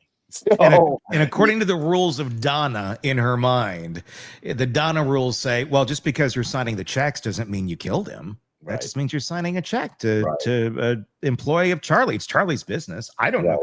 So she keeps telling herself there's all these layers of insulation between me and this, even though you're signing the checks to the person who got the hitman involved. Exactly. That is the definition of a conspiracy. So, it's literally when you are a part of it and your part of it is to pay the money, you might as well be pulling the trigger. It's the exact same thing. So, yeah. Well, there's a vast amount of fraud going on here. I mean, at some point, the IRS is going to have a say in this as well. Like, you're paying somebody for work and they're not working. They didn't do any work for you. So there's this whole implication of what's coming next, other than the fact that somebody's dead. I would imagine the IRS would have already gone through this, wouldn't they, at this point? Or because I mean, none of that gets disclosed. It's not like, oh, the IRS is investigating you, and that's never going to be public unless you want to make it public. But I would imagine at some point they were looking at the finances here, and that had to be some point. I don't know. I mean, because the story's not done by the time the IRS gets involved. If they haven't yet, there's not going to be a whole lot of money left, I'm guessing. But there's so much more to come on this case, it seems. But before we get to that, of what's coming ahead for the Adelson family, the reactions of Donna throughout the case, obviously being in a courtroom, you're a defense attorney, that the image that your client presents is very important to a jury. It's not just about the argument and the words that are being said aloud. Obviously, the way those are being said matter, but the perception of the client to the jury means a lot. They threw a cardigan on her, and that was about it. I mean, were they that stupid? Were they that inept and that dense to how she was coming across to that jury? Or do you think Tom Spade there thought, you know what, I can't control this woman, she's going to do what she's going to do? No, I think that there was probably a lot of discussions that took place between her attorneys in terms of how they wanted her to look for that trial. So it was the cardigan, kind of the Marshall's shirt that she had underneath, and then the must hair.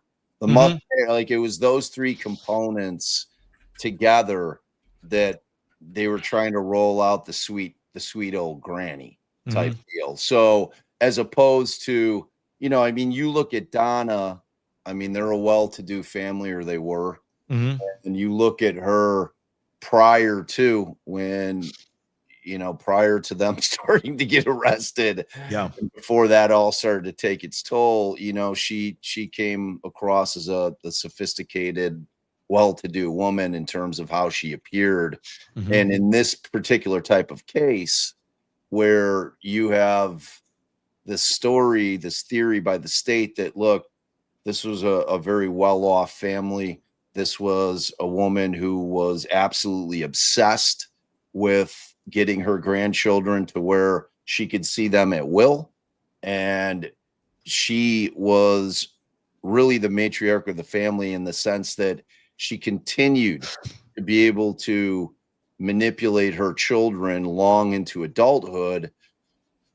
I think that they came to the conclusion, if we're going to have any shot here, we can't have any semblance of that Donna, the sophisticated, well-tailored, hair's done properly, makeup, they had to try to go with, we're going to roll in the sweet granny for simply sympathy's sake, for nothing else. Because, and even that didn't work. Even that didn't come across as sweet grandma. She came across as like vile and just gross. She can't do it. She can't be sweet grandma.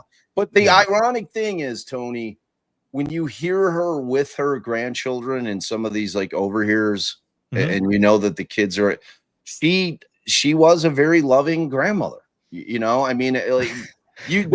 Those two things aren't necessarily mutually exclusive. Sure. Right. She can obviously, and I'm sure she does and always has, like, completely adored her grandchildren. And I think that, she was able to emote that to them throughout the course of their lives. But then when you try to balance it against not just the fact that they're murderers, right? But that's goes without saying.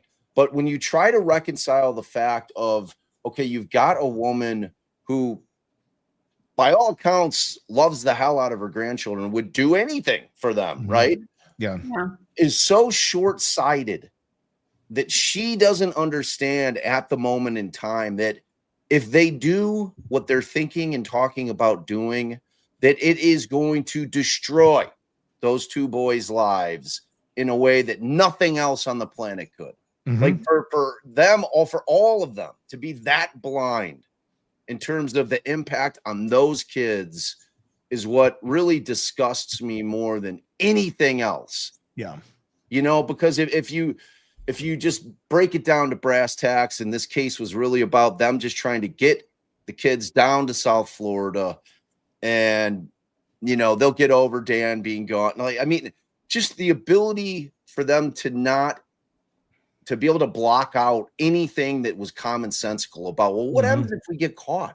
Yeah. Like, how is that going to affect these kids? How is it going to affect the kids that their father's not only been killed, but likely that all of us are going to go to prison, and they have to operate in society? Because, I mean, look, we could go into just the shitty things that they did with respect to changing the boys' names right after Dan's murdered. Sure. I mean, they just did so many awful things that it's impossible to feel any kind of sympathy for them. Yeah. But what I always go back to is that point that I just made, that like, how can any rational person sit there and either block out or be completely unaware of how it's going to impact those two boys growing up? I think that's the answer is she's not a rational person. I mean, she's just, her cognitive distortions are mind blowing, just how crazy they are. And I'll say this, I don't think she adores her grandchildren. I think she adores being adored by her grandchildren. And I think because Donna lives in this blinder world where she's just, what I'm going to do, I'm going to do. And everything else on the side effects, everything that's going to catch up with you, she's not seeing over here. But she knows that this narrow path that she's going on, and she's always lived her life by, isn't getting the input that she used to from her children. She doesn't quite have the pull and that she used to on her kid, the control that she used to over Charlie and over Wendy, and certainly not Robert. And she's probably missing that a little bit. So that also then I think feeds into this need of, I need these grandkids near me, because this is fresh meat. These are new kids that she can control, which she was trying to do. And this is where you get her going into such extremes of trying to talk about dressing them up in Hitler youth costumes to piss off their Jewish father. Yeah. I mean, that's just insane. It's so far off the beaten path of healthy, normal behavior.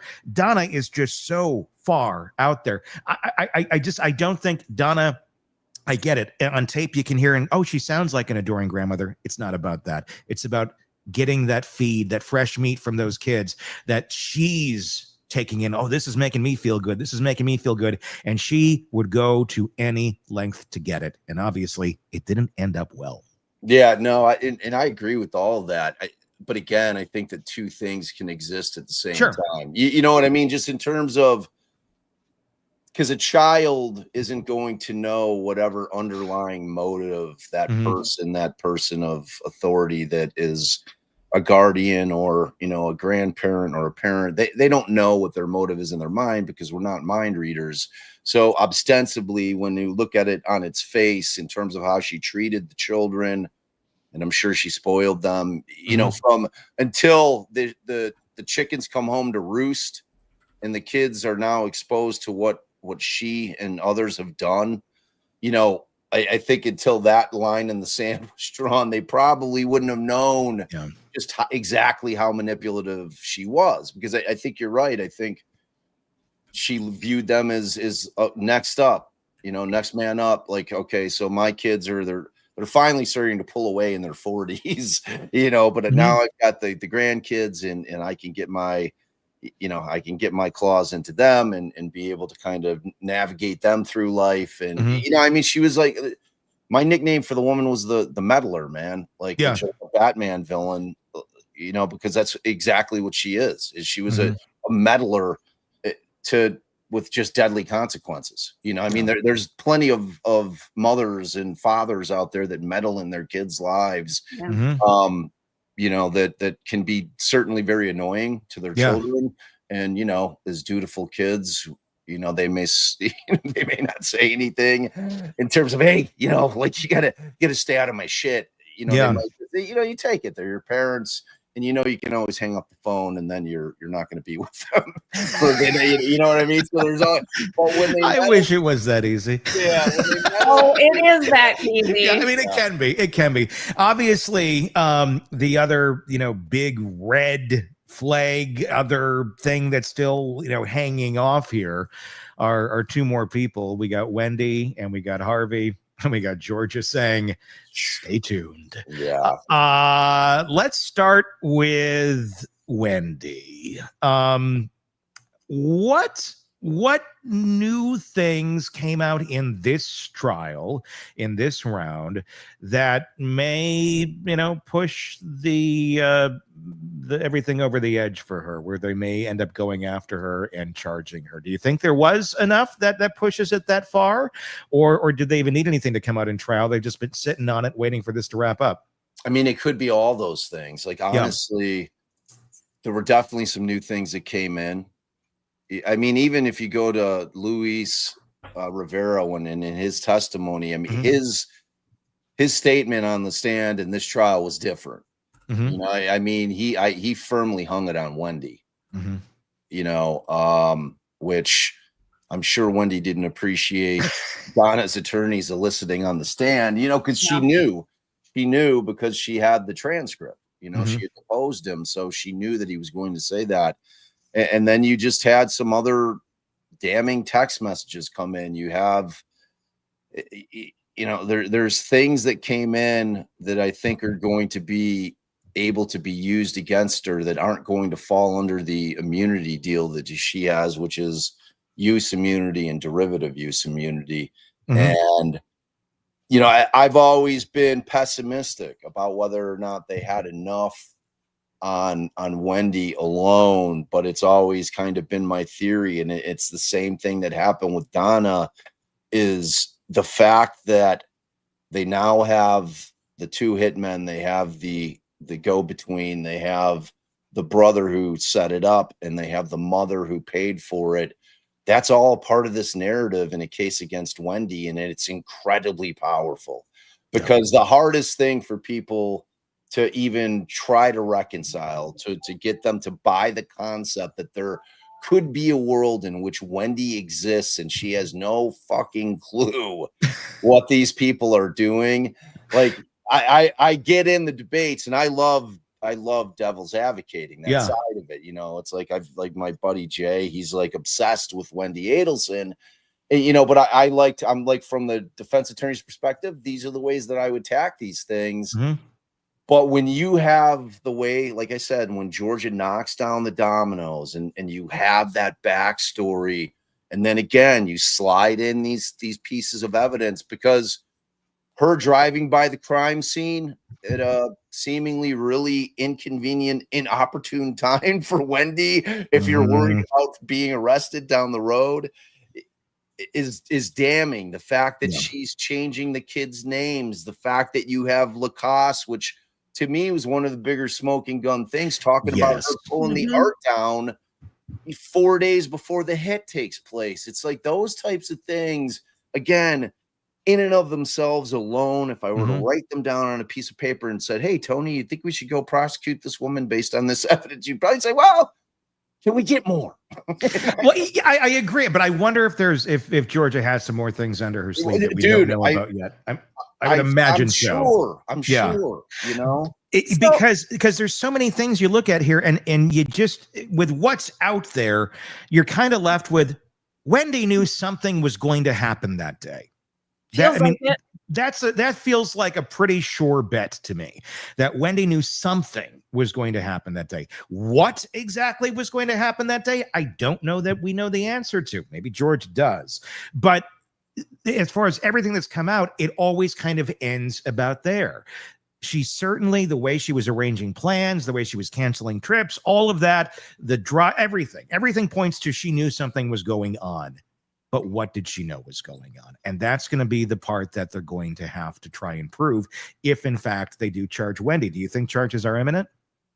Stacey, what do you think? Thanks, Bob. My question is, what kind of immunity do you think she's been granted? Because she's shown up in every one of these trials, has she not? Yeah. So to me, I feel like, and I'm not in the legal field, but I feel like they've come to her and said, we've got some shit on you, girl. You got to talk. So how does that work? Can you explain that part? Yeah, they've given her in each of the trials what they call use immunity. And use immunity is essentially that anything that she testifies to at trial cannot be used against her in terms of trying to convict her. So, and what derivative use immunity is say that she said something on the stand that was new. All right. That Georgia's like, oh, wow, that's new. And then that particular piece of information leads them to something else in terms of evidence. That is derivative of what she testified to. So they wouldn't be able to use that either. So, but like the main things, but George is very, very smart. Yes. And she tailors her direct examinations of Wendi very, very carefully. And what she does is she has Wendi get up there and say these things so that, because Georgia doesn't care if she's going to go after Wendi can get up on the stand and lie all day. And Georgia, frankly, loves that, because that is sworn testimony when and if she arrests Donna and they're going to take her to trial. Everything she then testified to in all of the prior proceedings that are a lie can come in.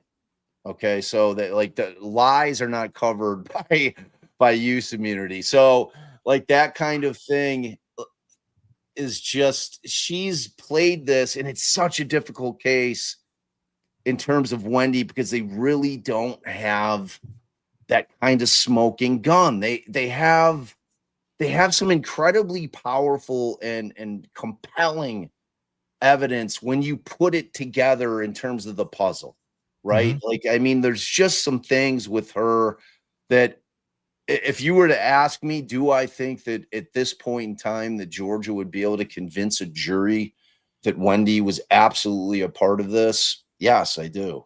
I really do. And I was not there prior to Donna's trial. But as she keeps building these convictions up and just keeps fleshing out the full narrative, and just like little factoids, new factoids come out in every trial. And like you said, Tone, we have no idea what she knows about, because what she knows about Wendi and her involvement, because that kind of stuff doesn't come in at these trials. Yeah. You know what I'm saying? Like, I don't know how much she has been able to gather. Obviously, when she gets Donna's phone post arrest, and we heard her say it, her being Georgia, talking about when they got Donna's phone, that they were able to get some of these WhatsApp discussions. So Georgia knows what she has. Yeah. And she knows exactly, what she needs to get this done. And she's probably going to take a breather. I mean, she knows at this point, Wendy's got the kids. She's not gonna be able to go anywhere without the world knowing about it. Like, sure. Wendi is under the microscope. So in terms of Georgia handling her other cases that she's got, because Georgia's a busy prosecutor, she doesn't just have the Adelson case. She's got tons of cases that she has to deal with. So, and you earmark that much time, and I'm sure she's consulting with the Markells, Sure. And she's telling Ruth, she's like, look, like what is your time frame on this? I mean, are you good if I wait a year? Because everybody's like, oh, as soon as the trial's over, they're going to arrest her. I'm like, you just don't understand how this business works. It's like Georgia's a very, very busy person. She's got many, many cases on her dockets. It can't, and the office is only so big. Yeah, I mean, unless Wendi tries to flee, I don't think that's it's necessarily going to be this week. I don't remember a lie. It's how do you remember lies? That, because obviously that was half of her testimony. No. Some people are very, very good at remembering lies. I got a family full of them. I mean, but they're always going to make a mistake. Like, they might be able to remember, like a big lie. I'm like, oh yeah, I didn't do this or I didn't do that. Fine. But when it's a lie where the devil's in the details, no one's that good at it. Yeah. No one. I mean, you know what I'm saying, Stacey? You can, like, if it's a big lie, yeah, all right, you can remember that. But when it is a lie that has details to it and can be picked apart and you start digging in on it, people just are not good with detailed lies. Mm-hmm. It's hard to remember it all. So to all of the things that Wendy said, I don't remember to on the stand, can that be looked at, or could certain things be looked at as a lie? If they can go back and go, well, look, you said right here, you knew the answer to this question, but on the stand, I mean, I could have said something last week and I don't remember I said it, and I could say I don't remember. And I could honestly be saying I don't remember saying that, right, even though you have evidence that I did. Is that then a lie, though, if you don't remember it when you're being directly questioned about it? Only if you can impeach her on it that she actually did know the answer. Mm-hmm. You know, but like time-wise, it has to be more current in time, because I think that there is absolutely a possibility that 11 years ago, shit that was going down that she doesn't remember. Sure. Yeah, legitimately. You know? Yeah. So, you know, I mean, I can barely remember. Like, if you were to ask me what I ate last Tuesday, there's not a chance in hell that I'd be able to remember it. Now, the counter to that is, okay, well, Bob, you weren't, you know, in the commission of having somebody murdered. So, like, that was just a nondescript thing that you did. But I mean, the one thing to me that is somewhat evident is that whatever involvement that Wendy had in this conspiracy, that she certainly wasn't a major player in it in terms of the planning. That seemed to be taken care of by her loving brother and her loving mother. And, you know, so I think that there's this aspect of, because I hope we're going to get into some Jeff Lacoste thing. Like, some people are like of the mindset that, like, Jeff, they really like this, that she was trying to set him up as the patsy type thing. And I know Jeff believes that, but and I believe a vast majority of what Jeff says, but I also am cognizant of the fact that Jeff is a man scorned, you know, so you have to factor that in a little bit. Do I think that he was so scorned that he's going to go in there and make shit up? Absolutely not. But do I think that skews the way that he's observing things because he was hurt by her? Sure. Yes, of course. I mean, things like she took the pictures down. What blows me away about the whole idea that they were going to try and frame Jeff for the murder of where were you that day and all that. It just seems so short-sighted. Now, I mean, keep in mind, these are the people who put money in the washing machine with Tide Pods. So anything is possible. They don't seem like the wisest bunch of folks. But if you're going to go and commit a murder, I would think you're going to kind of have your alibi plan or your scapegoat, or who you're going to blame for this when people come questioning you. If you're going to say anything, and it's not just going to be, well, it turns out your boyfriend drove by there the other day, let's just say he did it. I mean, that just seems to be the thick of what their alibi was going to be if they could have gotten the attention over to Jeff Lacoste. Yeah, I mean, that's where my problem is with the whole Jeff Lacoste thing. It's like that. It's either the shittiest alibi of all time. I can't make it. But they laundered money in the washing machine. Right, but like, I mean, she's a very literal woman, Tony. She takes everything literally. But like, for the Lacoste thing, I mean, so he's supposed to be traveling out of town, and they're trying to just coordinate it. They think that it's going to be enough at any point in time that he just happened to be in the area of where this thing went down. Stupid. Stunningly stupid. And what's his motive? Yeah. She's already divorced from Dan. Dan already he's in a different relationship with a different woman.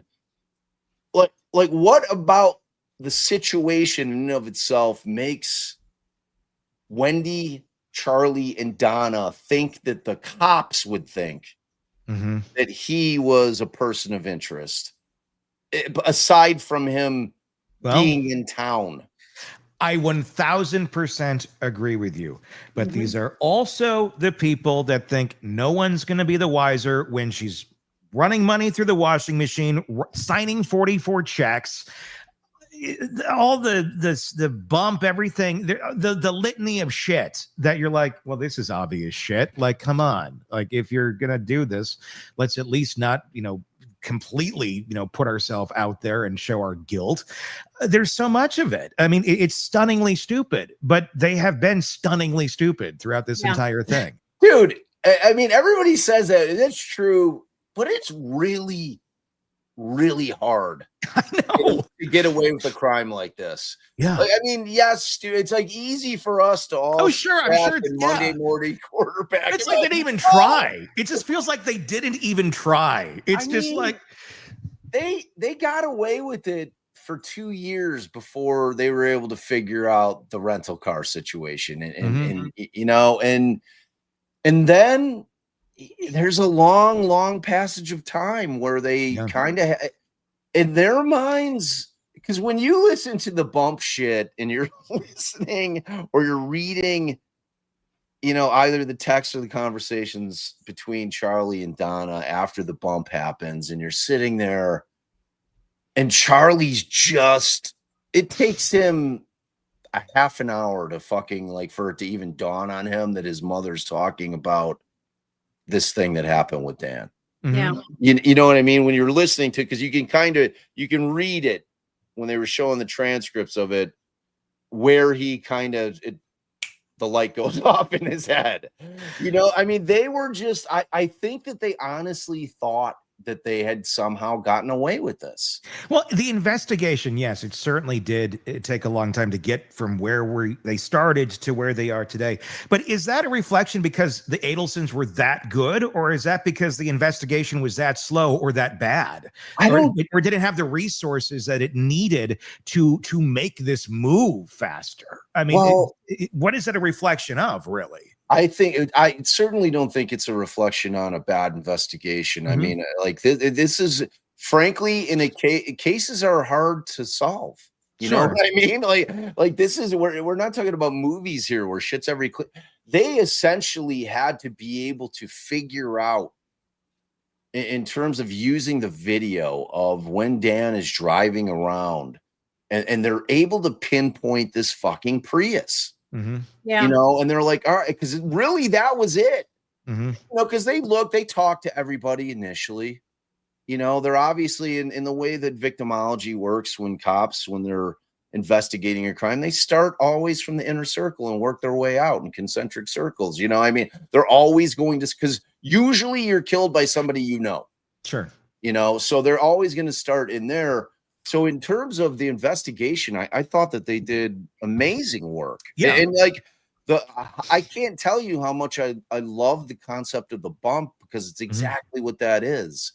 We're giving this thing a little bump. We need to get these fucking people talking about this case again. Yeah. And it was really an ingenious way to entrap them into talking about this case. With one another. They needed, too much time had passed, and that was such a little, you could have called it the nudge. Right. I'm like, wait, are they doing key bumps and cocaine? What's going on? Yeah.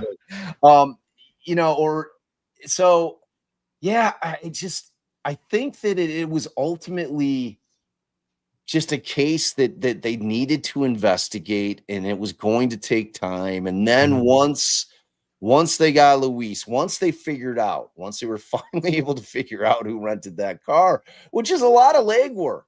You're watching all the videos from all the businesses and all the areas that Dan was driving. You have you're writing down and you're trying to see what type of car it is. You're doing your best to try to figure out the year, make, model, all that shit in otherwise pretty grainy videos.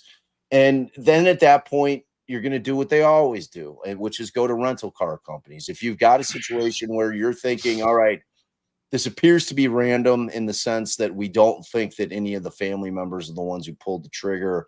I don't think that Jeff was ever actually on their radar at all. I think that he was a person that they wanted to talk to for various reasons, but I think he was checked off the list very, very quickly after his interview. So at that point, they're thinking, all right, and like Wendy's shit in her interview, we're like, yeah, there could be a lot of people who want to kill Dan, like anybody you may give an F to in law school, or, and you can't dismiss it. I mean, I had a client named Anthony Garcia that was fired from his, his residency in medical school, and he came back. He's convicted of coming back and killing 7 years later, killing the two people that fired him. So people do fucking insane things. So, I mean, I guess in their minds, but eventually you land on, we're going to go to all the rental car companies. We're going to find out which ones had Priuses or vehicles that looked very similar to it and are similar in color, and get a list of all the people that rented those vehicles. So, I mean, they had a lot of legwork to do, and they did it well. And, you know, the problem is that for some of the early conversations, you're just never going to get them because they're just not going to exist anymore. You're not going to have the devices to be able to do the extractions, and it predates like everything going up into the cloud the way that it does now. You know what I'm saying? Like, there was no way they were going to be able to get back the potential smoking gun stuff that was taking place at the time when they were trying to get it done. Because, I mean, at that point, all they had was really Wendy's phone. Yeah.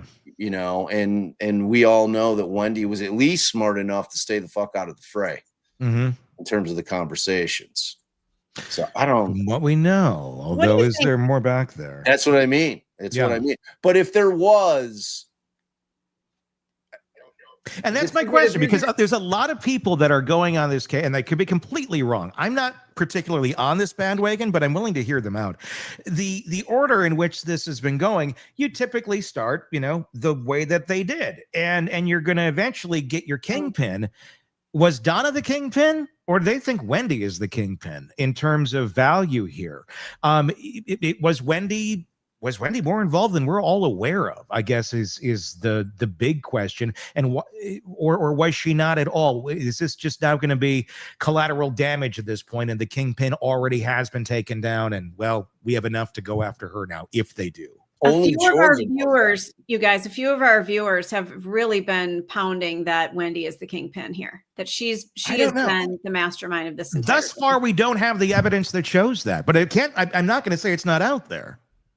Yeah, look, the one thing that we know is Georgia knows all the evidence that they have. Yeah. You know, and I think for Georgia, some of the bigger things that came up from post-arrest of Donna was the fact that they got their hands on Donna's phone, right? So, because that was a thing that they didn't have. And to me, if they're looking at, all right, what is the best order of these cases? Because that's a part of it in terms of post-arrest collection of evidence. They have a much better opportunity to continue to collect evidence against Wendi post-arrest of the other two, because that's when they're going to get their hands on their devices. That's when they're going to maybe see things. They're going to be able to effectuate search warrants. They're going to be looking for additional clues. So to me, that was the only reason that they went in the order they did, is because they're still trying to build the case against Wendi.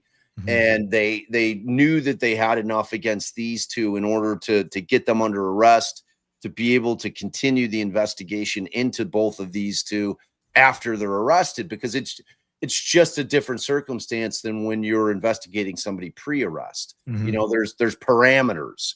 You know, once you get them arrested, your searches of their houses, their devices, of everything is a foregone conclusion when you're walking in front of a judge trying to get a warrant. The judge is going to grant it, and you're going to hopefully derive more evidence. So to me, that was always the reason that they went in this order, that they felt like, again, if you're writing what they have, what we know that they have against Wendi down on a piece of paper, and you're looking at it and you're saying, well, is it enough? You're probably like, well, we could use a little more meat on it. You know, so like you have the two things that happen. You have now the story has really been fleshed out for the jury and Wendy's trial in terms of, okay, this is how it went down. Charlie, Donna's does it matter if who's the mastermind? There's no question. At the end of the day, no, I mean, because there's no question Wendi got the biggest benefit. No matter what anybody said, Wendi got the biggest benefit of this happening. Like, she was able to move wherever she wanted. She had her kids 100% of the time. She just kids don't call me anymore. They just, you know. Okay, so the meat is there. So they need to have enough meat on the plate. So they've gone to the old country buffet, They filled it up with a little bit of this, a little bit of ex-boyfriend, a little bit of Donna, a little bit of this. Is there enough meat on the plate now for a grand jury indictment of Wendi, in your opinion? I think so. Yeah, I think so. I think, and again, George is going to have the conversation with Ruth Markel, and she's going to say, you know, like any of these cases, I can never make a guarantee that we're going to get a conviction, but you know, are you good with me going after her? And Ruth is of course going to say yes, of course. Yeah. And you know, with the understanding that, you know, I don't want you to be crushed or upset if we can't get the conviction on it. Mm-hmm. You know, I mean, like I thought just objectively that Wendi, this was her worst performance out of the trials that I've seen her. Like, she's getting worse on the stand. And you know what? And what really pushed me over the edge on Wendi, because I was always like, I don't know, like I could see where she's in this situation with a narcissistic, enmeshed, controlling family. Sometimes you got somebody on the outside that is just at the mercy of whatever the hell these people are going to do. Even if they think it's for your benefit, they're going to do horrible things. I can see that. There are dynamics, there are families where that does exist. So I was kind of like, I don't know. What really pushed me over the edge was the victim impact statements from the Markels. Yeah. And that was the thing where these grandparents, and look, there's plenty of reasons as a parent to not let certain grandparents see their grandchildren if they deserve that, because they've been shitty human beings and you don't trust them and all that. I'm not saying every grandparent has a right to see their grandkids. They don't. But there are cases where they certainly do, and where dad gets offed by the family and grandma's over here riffing about putting him in the Hitler youth costumes and putting him in front of synagogues and shit. That's a little insane. And they only get to see their grandkids 3 times in the course of all of these years. They're still being held in the custody of the very family that offed dad. It's crazy. And I know, and Wendy's not charged, so obviously it's not like Wendi is holding them back, but the fact that they actually had to get legislation passed so they could see their grandkids. And the fact that Wendi sat there for all those years, and if she has absolutely nothing to hide and feels absolutely horrible that her children's father was executed in his driveway, you would think, hey, little extra time with grandma and grandpa, get to know your family over there since dad's not around. But no, it was the exact opposite of that. That's where I'm like, all right, bitch, you're going down next. Yeah. I mean, that is my big hang up too. That ruined it for me on Wendi. It's like that and the Botox that made her look like a Disney villain. Yeah. I mean, yeah, that and it's the concept of her refusing time to the 2 people that lost their son. Yeah. In terms of them being able to spend time with what's left of his legacy as his blood courses through their veins, is the most sinister, shitty fucking thing that I can think of anybody doing. And like that, for me, that was it. Like, is there any part of me that thinks that Wendy's not a giant flaming piece of shit? No. But that's a different evaluation than whether or not they have enough to get her. She is an awful, awful human being. I would not be even remotely capable. The thought, if something like that happened with my family, and there is no set of circumstances under which, if my wife even passed away, that I would be like, oh, well, you know, my wife's not here. Now I'm not going to have my in-laws, whether even if they were former in-laws, see their grandchildren. It's the concept of it, but I'm so family oriented and driven, and you know, like I can't even contemplate. And you got good people around you. And the thing is, the Markels were good people. There was no reason to hold them back. There wasn't anything like, oh, they're abusive or saying crazy shit like dad's a bad guy and you're taking my sunshine away. No, that was the Adelsons that were doing that shit. Yeah.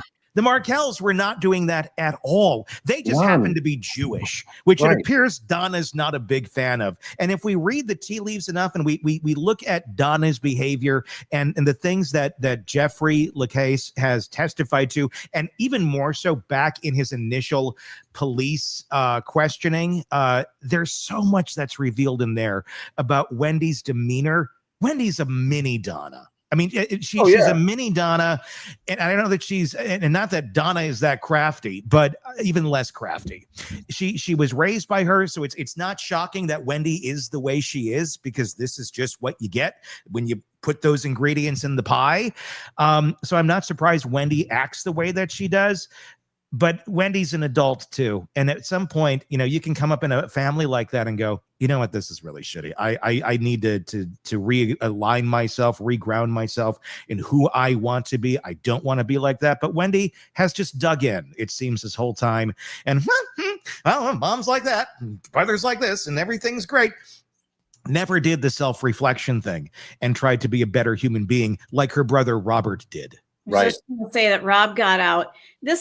Keeping the kids away from the grandparents just speaks to how stupid they are, because if you wanted to really get away with a crime, I would think you would be acting as if and let the grandparents see the children. 100%. I mean, be smart about this. I would look a lot less suspicious. Exactly. It would look like, no, we want them to be part, of their lives, because that's family. Mm-hmm. No, they took a knife and they cut him right out of their lives. Like, he's gone, he's done. That's what we wanted. We got what we were looking for. Yeah. I mean, the things that they did and said and didn't do with respect to Dan Markel and not showing up at the funeral. That's one of the biggest. Right. It's like, Stacey, it's exactly what you're saying. I mean, do you want to paint a bigger target on your own stupid ass by not even showing up? Everything that they could have done from just even a humanity perspective. Yes. Right. Without even trying to be criminal masterminds, just shows you just how morally bankrupt these people are. Completely. Because you've got both things happening. Not only is it incredibly stupid in terms of trying to get away with the crime because it makes you look so obvious, because this is not what normal people do. Yeah. Right. That is not what normal people do. Normal people would be like, I would never cut off the relationship with all my kids in my wife's family ever, under any circumstance. Yeah. Ever. I would never, the whole thing is just, it's insane. That's what I'm saying. There's so many stupid moves that were done here that are they defy decency. But when you have no decency and you have no empathy, you are then capable of carrying out plots like this. Harvey's the question, though. What do you guys? That's what I'm wondering, because Harvey was there the whole time. So at some point, you'd think if there was some humanity in Harvey, he'd be like, "Well, let them see their grandkids." Right.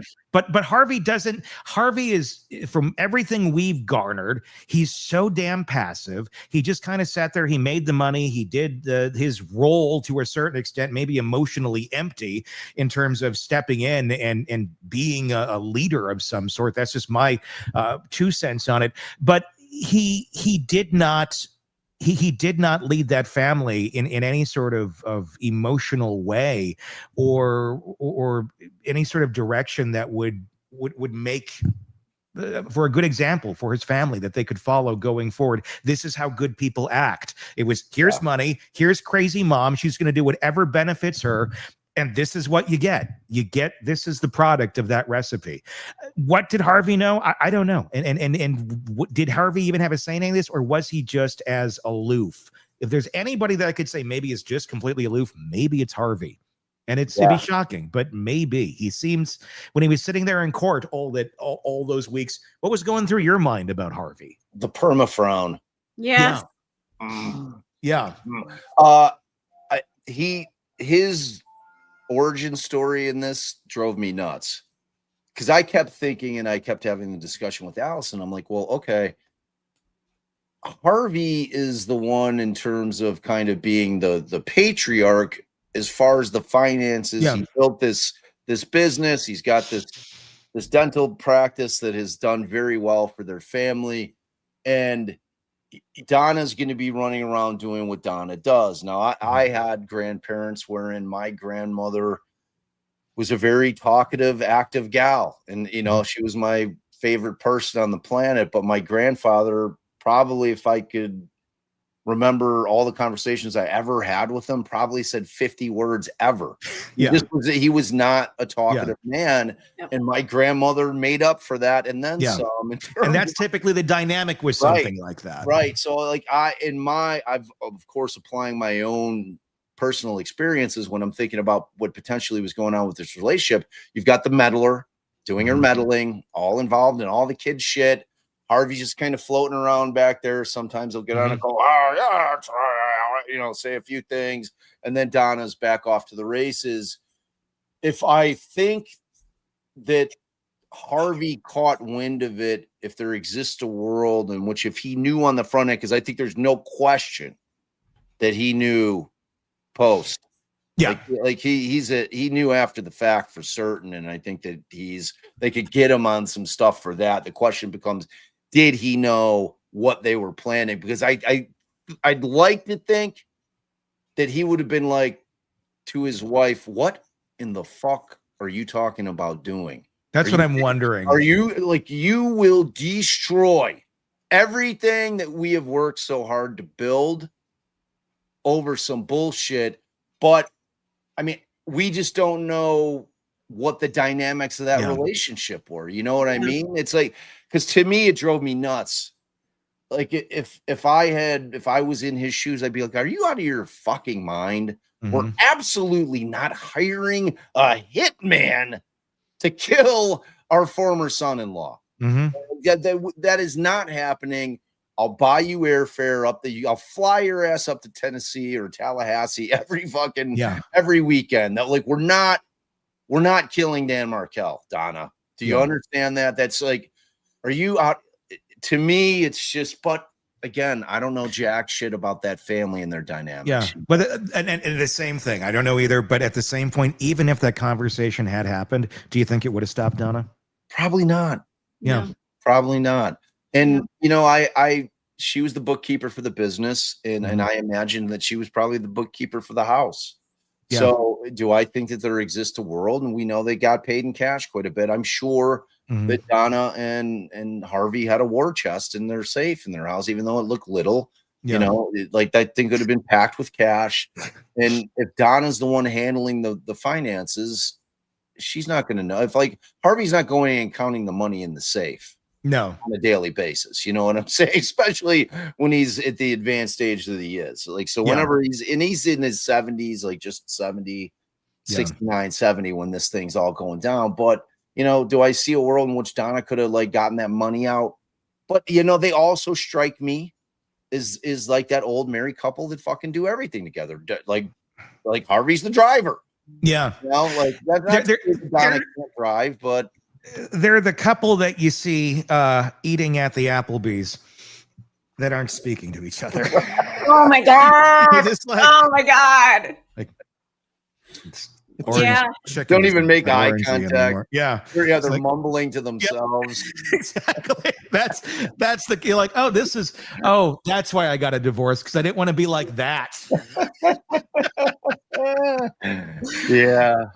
So much in this case, and there's still so much that I'm sure we're not done with the Adelsons.